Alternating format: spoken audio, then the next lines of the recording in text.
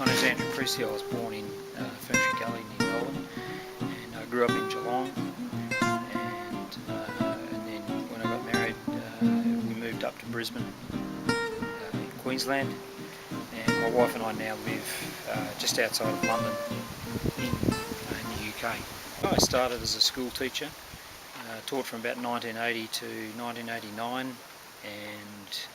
and then I went into marketing and advertising. And from marketing and advertising I went into coaching and specialised in business coaching, and that's what I've been doing ever since. I got a degree as a teacher, a Bachelor of Education, and also a marketing certificate, and then I went back and I did my industrial and organisational psychology degree. In 2011 in the UK I won a UK Salesperson of the Year award.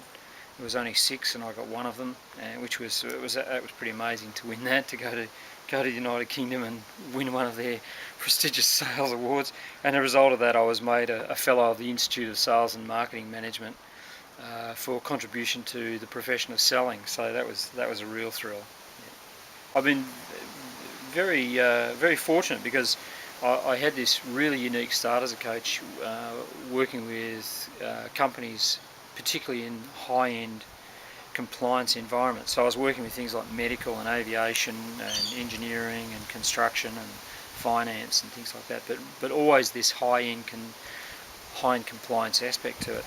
And I was working with really busy professionals, top of their game, top managers, working under a lot of pressure in very demanding roles. And I was very fortunate because I got to see what effective leadership looks like, effective management looks like at that end of the spectrum. In those environments, if you make a mistake, it's usually very expensive. It can result in lawsuits. You can be sued personally for criminal negligence, for example.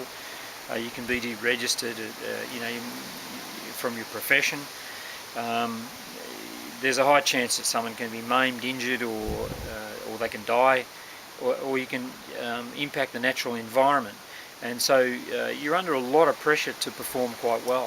What I argued was that what works in the extreme end of management should work pretty well in so-called less stringent environments, such as medium-sized companies where high-end compliance isn't such a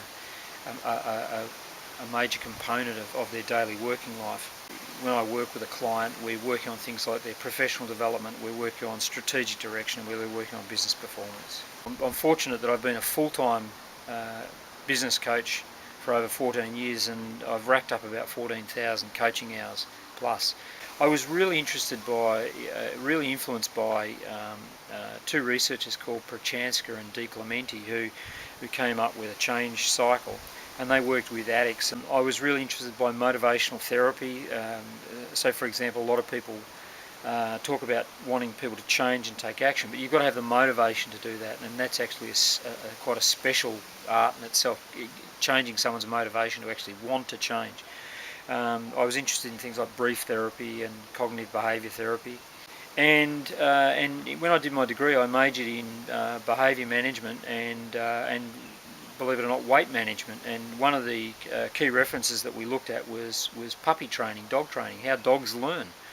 And so if you like, I've got this blend of this coaching style that blends Prochanska and DiClemente's drug rehabilitation program with motivational therapy and puppy training. Plus this observation of working with highly effective leaders under pressure. But it tends to be a very robust approach to helping people work on their personal game and grow their business and grow a business that's actually performing really well.